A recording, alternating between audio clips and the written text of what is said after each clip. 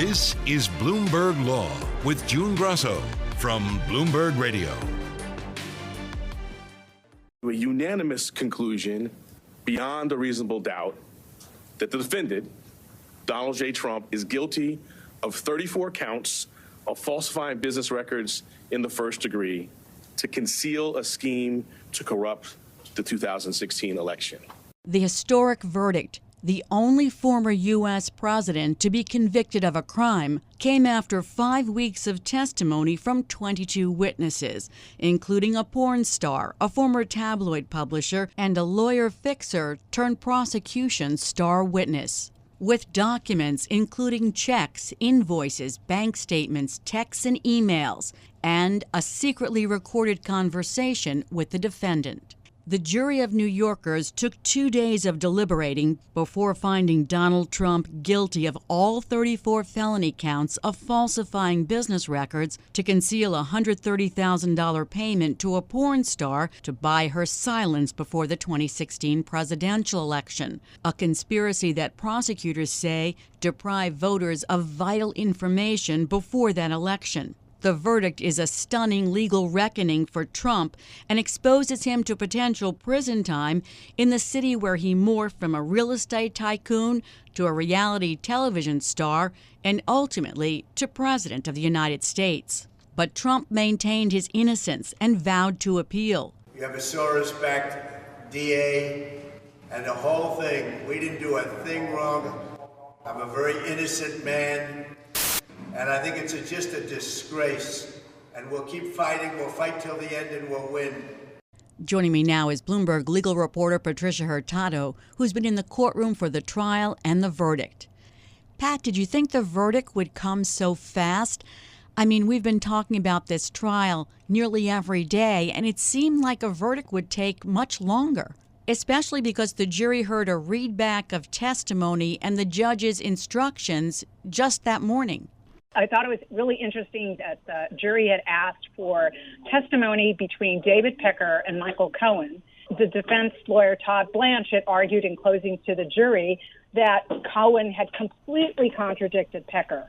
But if you actually listen to the readback of the testimony, it became really clear that he didn't at all. That they had corroborated each other. It seemed then the jury got quiet for quite some time, and then suddenly the verdict was being announced. It was quite heart-stopping. And to hear that first count, guilty, and then hear for 4 straight minutes, 34 counts of guilty, guilty, guilty, guilty being uttered, it was just unbelievable, like a wave. And then we heard cheers from outside the courthouse. We're on the 15th floor, but it seemed that the word had gotten filtered out to news crews outside, and there were cheers from people out in the park that had gathered to hear it. So it was quite a historic moment. Did the jurors look at Donald Trump when they were reading that? They filed in, and they did not make eye contact with him when they walked in, which is, to me, always a tip-off. And then most of them were looking down, but they polled the jury, and it was unanimous. From Trump's statements outside the courthouse, it seemed to me like he was prepared for a guilty verdict. On the first day of the jury's deliberations, he said that even Mother Teresa couldn't beat these charges. Did Trump react in any way when the verdict was read? He sat stone-faced as the verdict was announced and looked straight ahead, and then he got up. It looked like, when his face was just fury. And then he turned around and he fist bumped his son, Eric Trump, who was seated right behind him, and then he basically strode down the center aisle of the courtroom and walked out to make his statement. And Trump seemed to be fumbling to try to figure out what to say, but it was not the kind of forceful thing you typically expect from Donald Trump. He might have been prepared that he was possibly expecting a guilty verdict. But my colleague photographers captured some astounding images of his trial team looking completely shattered and shocked, including Alina Habba, his lawyer, with her jaw dropping open. And some of the court officers looked stricken. What about the prosecutors? Were they smiling at least? Yes, there were huge grins from the prosecutors like Josh Steinglass, who spent 5 hours on Tuesday trying to convince the jury and going through all the massive evidence. He called it a mountain of evidence. And Matthew Colangelo, who was a former federal prosecutor, who had done a masterful job of openings, he had a huge grin. And Susan Hoffinger, who came to join Bragg's team as a criminal defense lawyer, she came back as a prosecutor. She had done an amazing cross-examination of Costello, who was Trump's witness. And they all had huge grins. You know, having covered this for so long, the kind of abuse that Manhattan District Attorney Alvin Bragg has taken over his decision to bring this case, the way it was charged, and with the star witness, Michael Cohen, being a convicted perjurer. Yet he was very low-key in his press conference after the verdict. No gloating. Here's part of that. And while this defendant may be unlike any other in American history, we arrived at this trial and ultimately today at this verdict in the same manner as every other case that comes through the courtroom doors, by following the facts and the law and doing so without fear or favor. Alvin Bragg has a reputation of being a very circumspect person. He's not a dynamic speaker at all.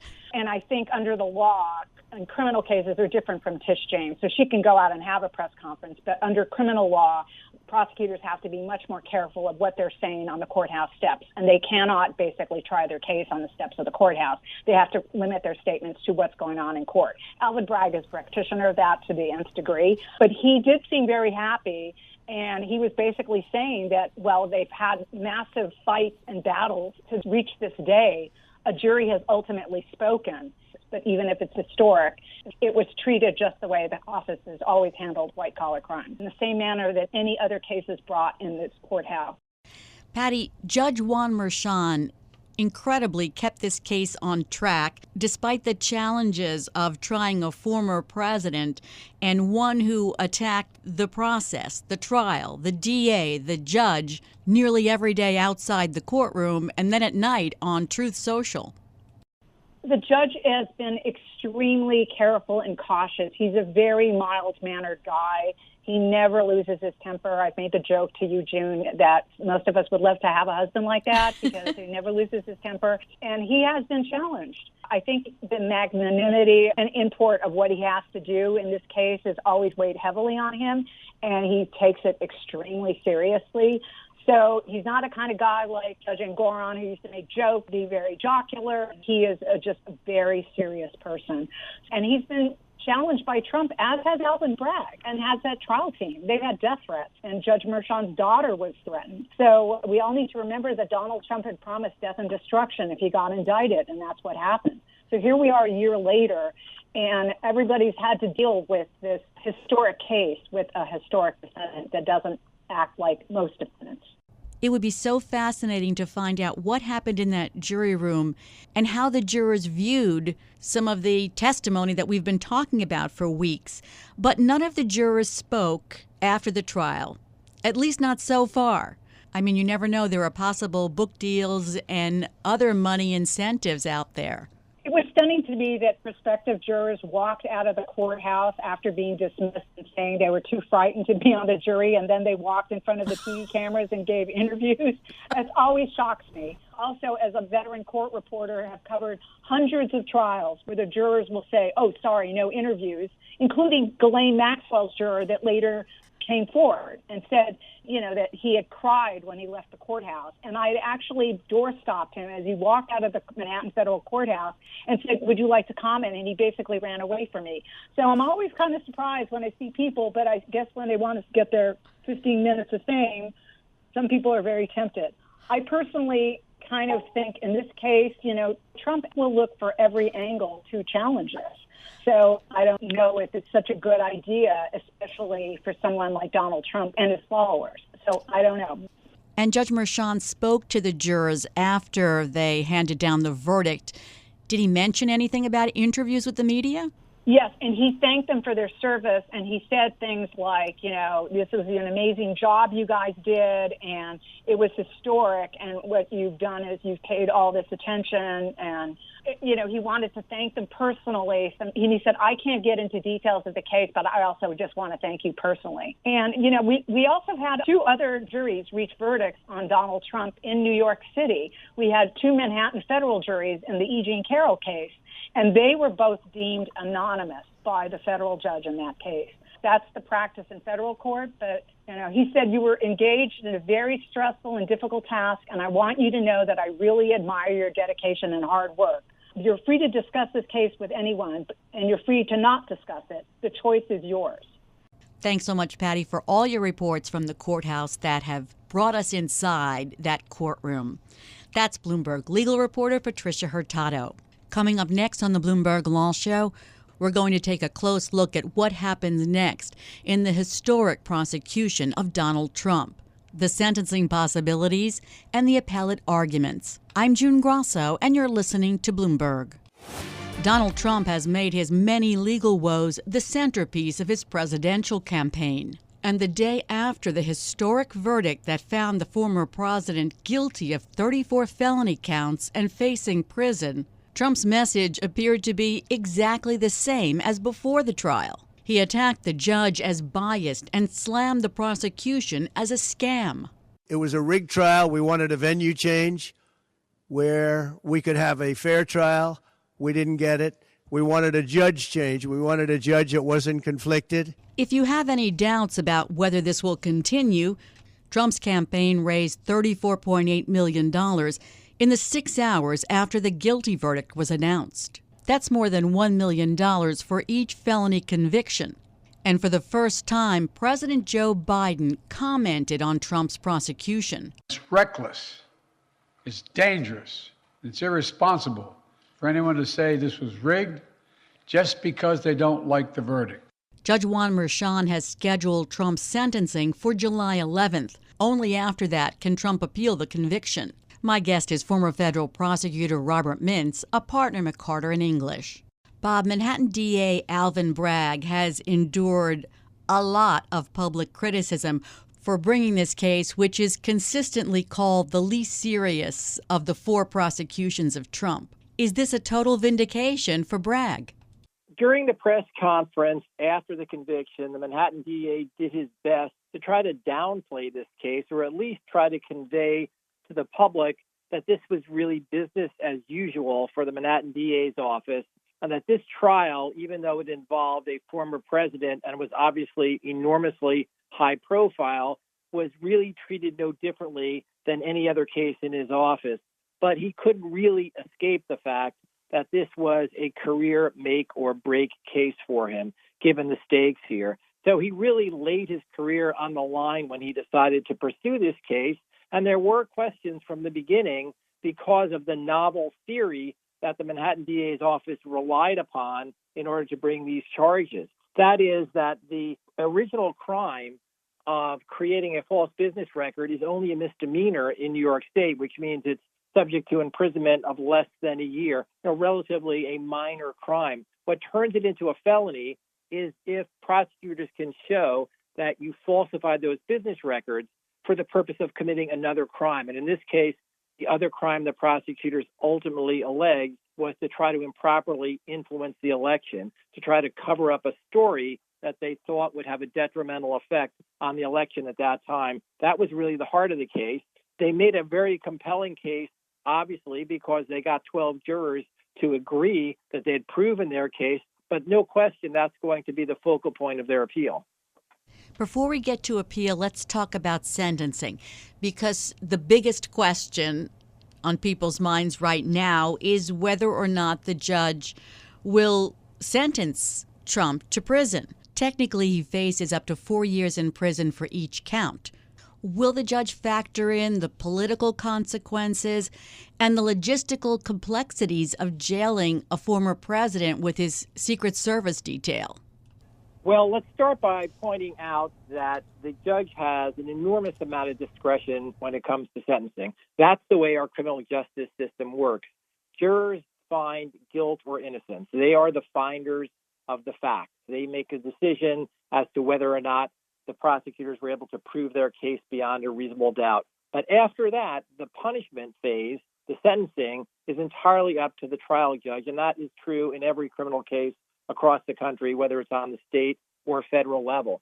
In this case, like every other case, the judge has to make a very difficult decision about whether or not to send former President Trump to jail. There are a number of other issues that he could consider in terms of sentence. For example, he could sentence former President Trump to probation. He could sentence former President Trump to up to 4 years in jail. He could do something called house arrest, which allows a judge to have a defendant stay at home, essentially serve their term of incarceration in their home with an ankle monitor. He also could decide to send former President Trump to prison for some period of time, but only on the weekends. So there's lots of different things he could do here. But I think really in everybody's mind, the real question is, will he get probation or will he get some type of incarceration? And if you look at these types of cases in New York State for this particular violation, it is rare that somebody goes to jail. I think only 10% of these types of business record violations result in some kind of imprisonment.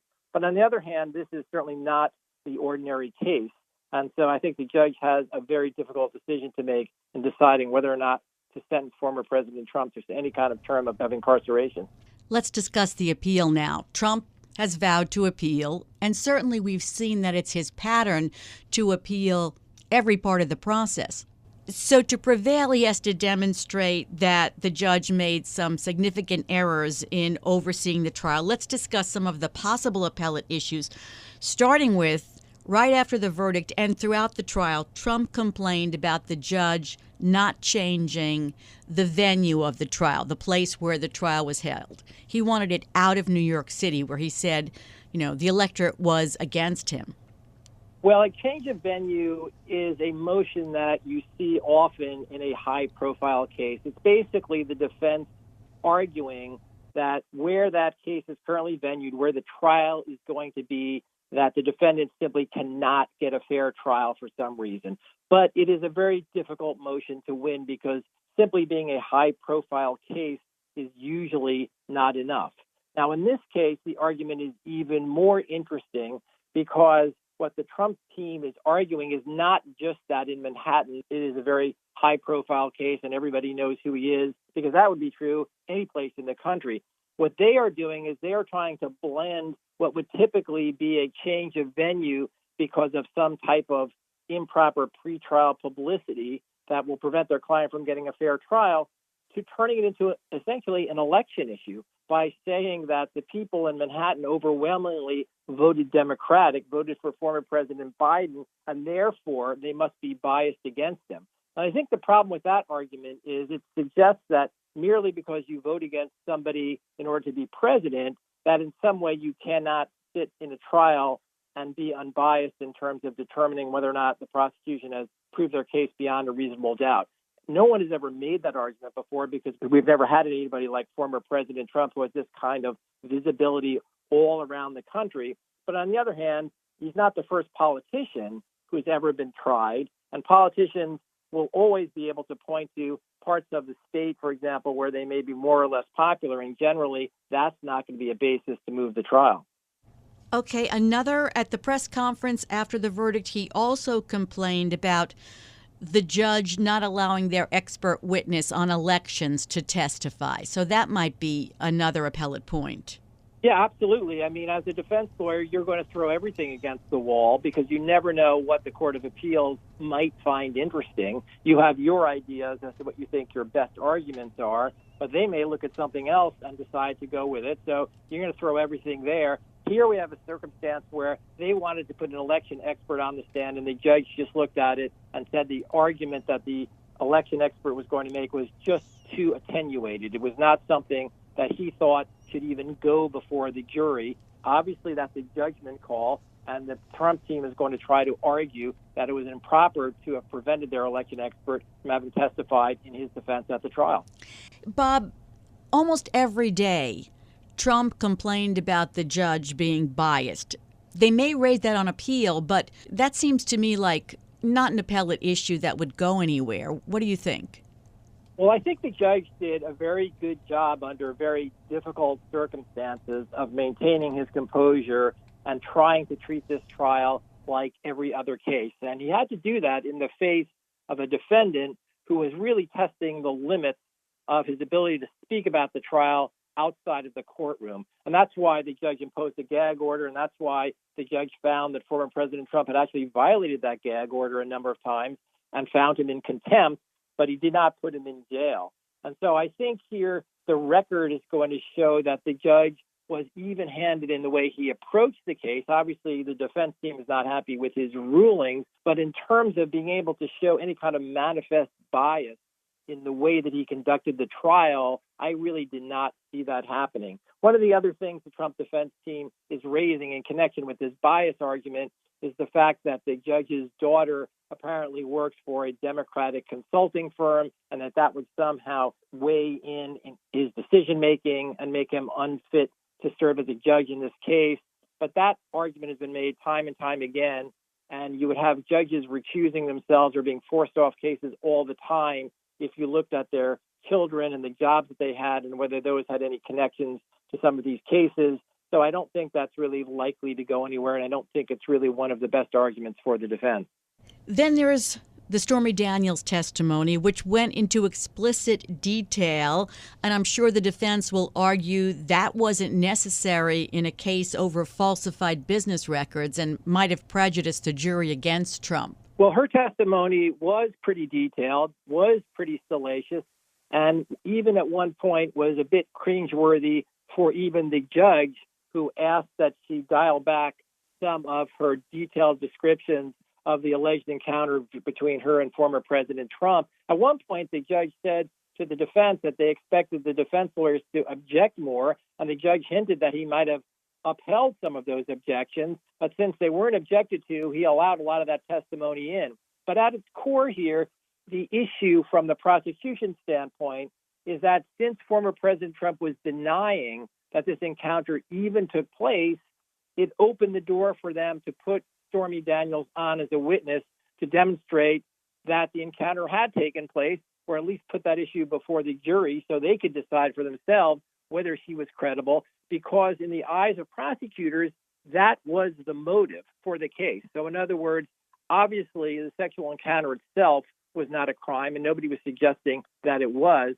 But what prosecutors were saying was you have to believe that that sexual encounter took place in order to understand the prosecution's theory of the case, and that is that records were falsified in order to affect the election, and the only reason that the payoff was made to Stormy Daniels was because former President Trump knew that the incident and the encounter actually happened, and the campaign was worried that that information got out, it could turn the electorate against him on the eve of the election. You talked about the novel legal theory, which hasn't been tested on appeal. Falsifying business records on its own is a misdemeanor in New York, but it's elevated to a felony if done to further or conceal a crime. I mean, looking at all the different possibilities, that seems like the most substantial to me. Do you think they have a chance on that? I think that's absolutely their best chance, because that's purely a legal argument. It's not really suggesting that the judge acted improperly. It's not suggesting that a witness's testimony went a bit too far, because the Court of Appeals gives a lot of latitude to the trial judge to run their own courtroom and is unlikely to really step in unless some of the conduct was really egregious, which I don't think happened here. The best argument, I would agree with you, is this legal theory argument, saying that the prosecutors here put together a case that is untested, where there is no real appellate law that has validated this theory of turning the misdemeanor records case into a felony by tying it, in this case, to a federal election. That really is something that has never been done before, and the Court of Appeals may look at this and decide that prosecutors went too far. It's clear that this won't affect Trump's ability to become president again. Nothing in the Constitution prevents a convicted felon from running for the nation's highest office or serving as president. But will it cost him his right to vote? Well, that's an interesting question, and a lot of people are under the belief that once you're a convicted felon, you can no longer vote. The fact is that does vary from state to state. Now, former President Trump is now a Florida resident, as everybody knows. He's moved from New York to Florida. In Florida, the law is that they apply the law of the state where the conviction took place. So Florida would look to New York state law to decide whether or not former President Trump was permitted to vote in Florida. The law in New York now is that even if you're a convicted felon, you can still vote as long as you are not actually in prison. So as long as former President Trump was not in prison, he would be permitted to vote in Florida because that's the law in New York State. Former President Trump is attacking the system, as well as we see Republicans attacking the system. Does this case show that the system works? Well, I think that really depends on what side of the political spectrum you fall on. But I will say this. I think that the judge and the Manhattan DA and even the Trump defense team did a good job of maintaining the decorum that you would typically find in a criminal case.